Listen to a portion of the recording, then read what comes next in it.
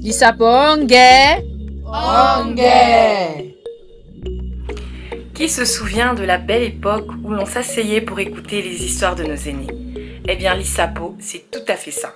Un espace où l'on se raconte, un espace où l'on raconte nos histoires.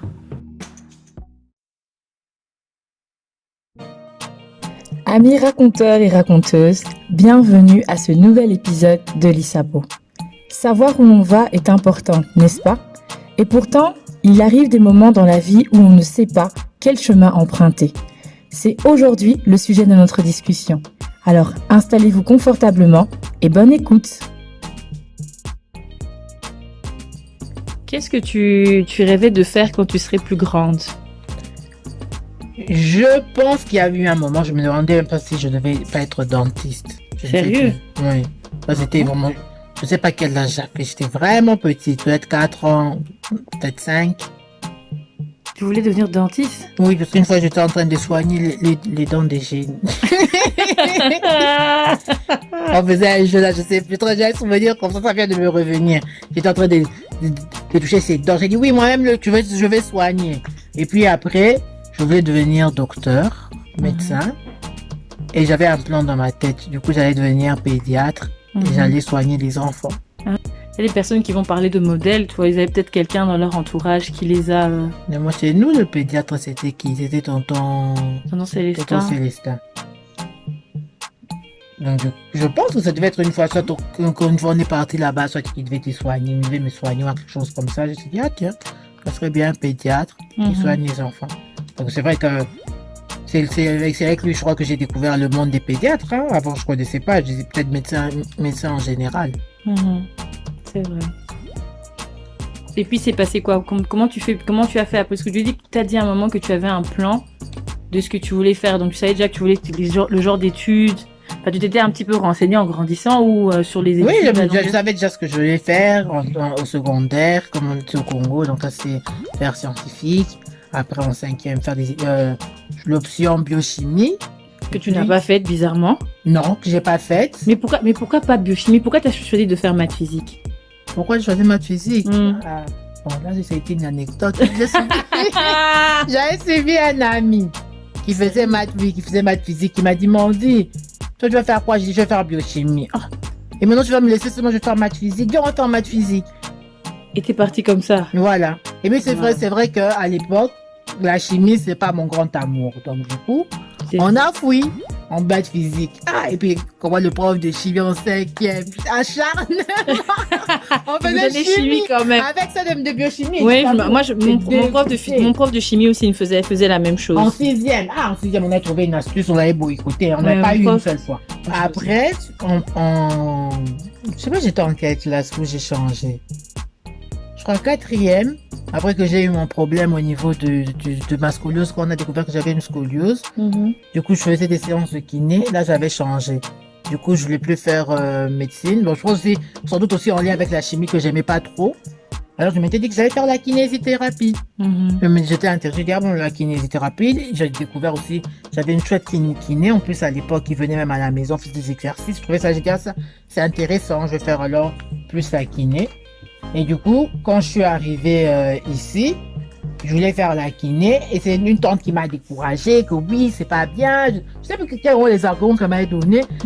Vraiment, tu vois, du coup, je suis là, moi, j'ai dit, bon, peut-être, elle dit oui, mais de base, je voulais faire médecine, pourquoi pas revenir à tes premières amours? Je dis, bon, pourquoi pas, tu vois.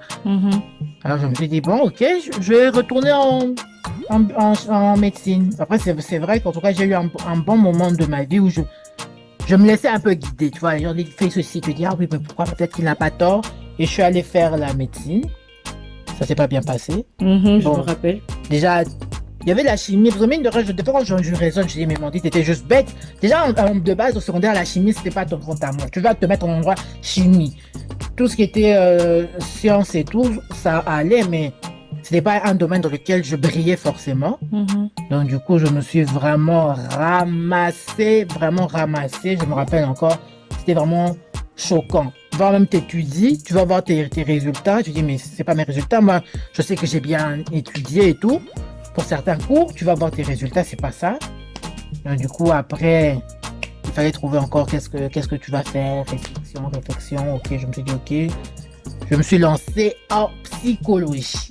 Autre parcours. Donc du coup, je me suis dit ok, tout ce qui était entrer à la science de côté. Je me rappelle encore, papa à l'époque me disait mais Mandy, pourquoi tu fais pas, il y a d'autres trucs scientifiques que tu pourrais faire. J'ai dit non, je regarde, j'ai dit non.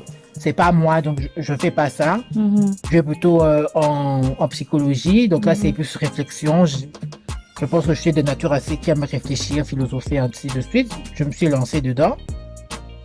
La première année, impeccable. Je crois que j'avais vraiment cartonné. J'ai fait des points. Là, j'avais fouetté mon année. Deuxième année, ça commençait à moins aller. Parce que là, c'était du côté maintenant avec les stages, la pratique. Tout ce qui était théorie, c'était bon. Mais la mise en pratique, ça a bloqué. J'ai repris ma deuxième. Je suis passé en troisième. Et là, le stage, c'était vraiment la catastrophe absolue. Là, je suis allé, j'avais commencé. En plus, on faisait un truc avec des personnes un peu psychotiques, des cas vraiment lourds. Ça n'a pas été. Je suis reparti. Comme en deuxième, j'avais fait plutôt dans des maisons de repos. Je suis retourné dans des maisons de repos. C'est pas top. Donc, du coup, après, j'ai raté mon année. J'avais essayé d'éliminer un maximum de cours, mais après, il y avait eu des changements de loi, comme bon, en Belgique, ça arrive souvent. Il y a toujours des changements de loi, des décrets et machin, ça a changé. Donc, j'ai pas pu reprendre ma troisième. Jusqu'aujourd'hui, j'ai jamais fini la psycho. J'ai passé quand même un temps de creux. Donc là, c'était en 2015. Donc, c'était donc genre juin 2015. Donc, septembre 2015 que je devais recommencer ma troisième année où j'ai pas pu me réinscrire. Où je suis restée là, à ne rien faire.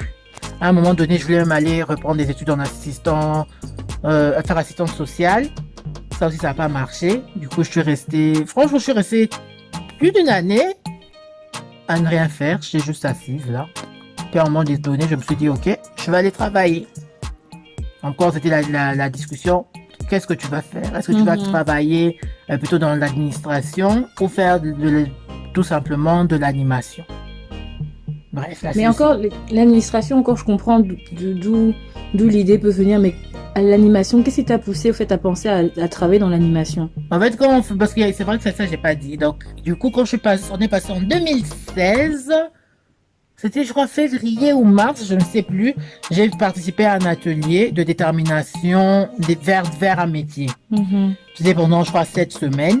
Et là, c'était vraiment un temps où on réfléchissait vraiment à fond sur qui tu es, qu'est-ce que tu aimes, qu'est-ce que tu veux. Et puis, en fin de compte, c'était vraiment de ressortir les métiers qui pouvaient te correspondre. Et dans ces métiers, il y avait justement l'animation qui revenait. Assistance sociale que je voulais faire à un moment donné aussi revenait. Je sais pas s'il y avait autre chose. Parce que du coup, je crois que c'était... Donc là, j'ai fait en 2016. Donc en septembre 2016, j'avais voulu refaire des études.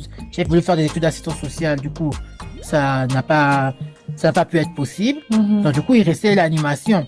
J'ai dit, bon, maintenant tu dois travailler. Soit c'est l'animation, ou alors d'un moment, je me suis dit, bon, ou faire de l'administration entre les deux. Où est-ce que je trouverai de la place ou quoi? Je sais, j'avais commencé un peu à chercher dans l'administration. Mais bon... C'est assez bizarre, mais bon, je crois que avec moi, quelque chose ne me plaît pas, je suis bloqué, j'étais stressé, ça n'allait pas. Donc, je me suis pas cassé la tête, je suis allé chercher un travail dans l'animation. Donc, j'ai commencé en juillet 2017, c'était un contrat d'une année. Et j'ai vraiment, vraiment aimé. C'était vraiment, je me sentais vraiment épanouie.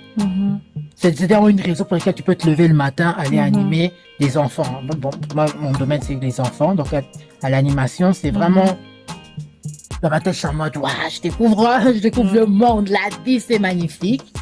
J'ai encore été à la maison presque une année et j'ai trouvé le travail où je suis maintenant, où j'anime aussi des enfants et des jeunes, des fois entre plus ou moins 15, 18, 20 ans aussi. Là, c'est plus les formés et tout. Donc voilà, on est dedans. Et encore... Je suis toujours en train de fignoler ma voix. Ma voix s'affine au fur et à mesure que j'avance. Oui, parce que ça aussi, je pense que c'est quelque chose que... on pense à tort au fait que la voix, c'est quelque chose... Tu vois, c'est quelque chose de lisse, de bien droit, qui est bien tracé. Alors qu'en réalité, tout fait partie du parcours. Le fait de se tromper, entre guillemets, de chemin, le fait de pas savoir ce qu'on veut faire, ça fait partie du parcours, tu vois.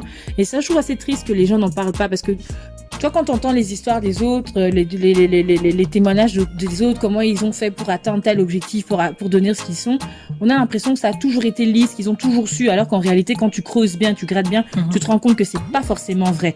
En tout cas, je regarde au vu de nos parcours, je pense que ça nous enseigne qu'il ne faut pas avoir peur de se tromper. Oui, c'est vrai. De faire un choix.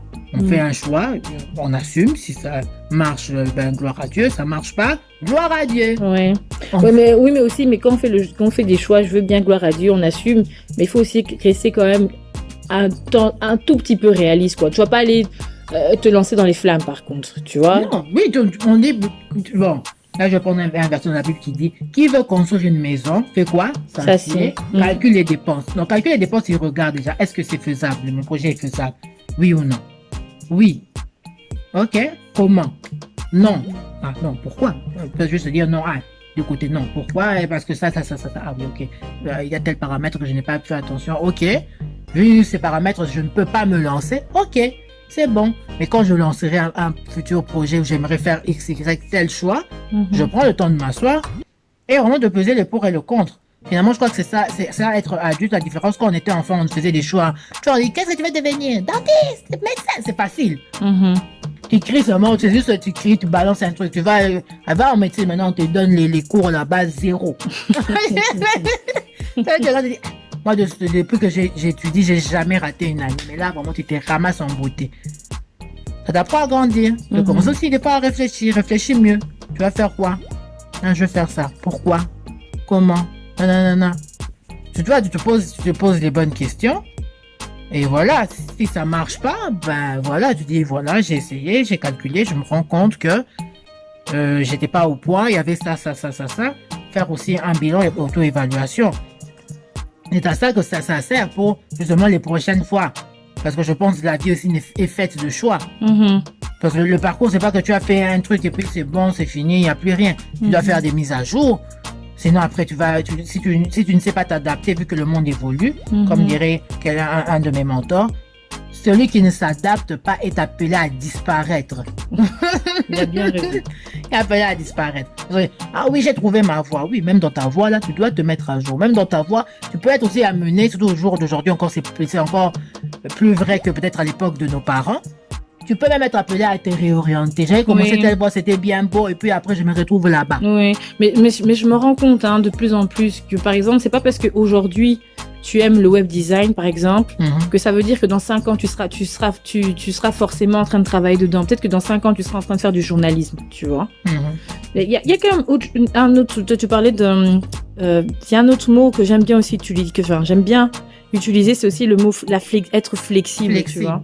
Il faut vraiment, en fait, je pense aussi quand on fait une recherche de parcours, une orientation, il faut aussi apprendre à être flexible. Oui. Il y a des trucs pour lesquels, par exemple, tu avais ton plan, moi j'avais programmé, j'avais prévu que ce serait comme ça, j'allais faire ceci, et tu te rends compte que tu butes sur un mur, sois flexible, fais demi-tour, va faire autre chose, tu vois. Et je pense aussi dans la recherche de qui on est, de son parcours, tout ce qu'on veut, il faut vraiment bannir la peur.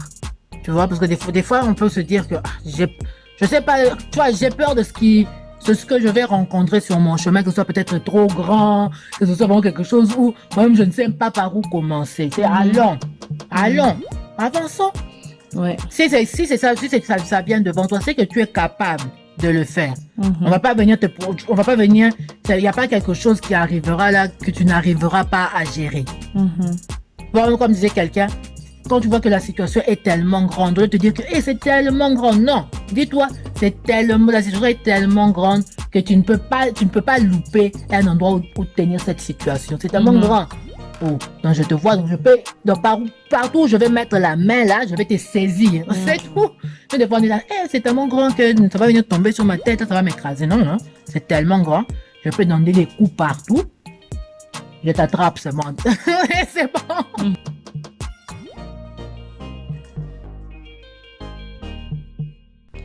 L'ISAPO pour aujourd'hui, c'est fini. On se retrouve bientôt. Bye bye.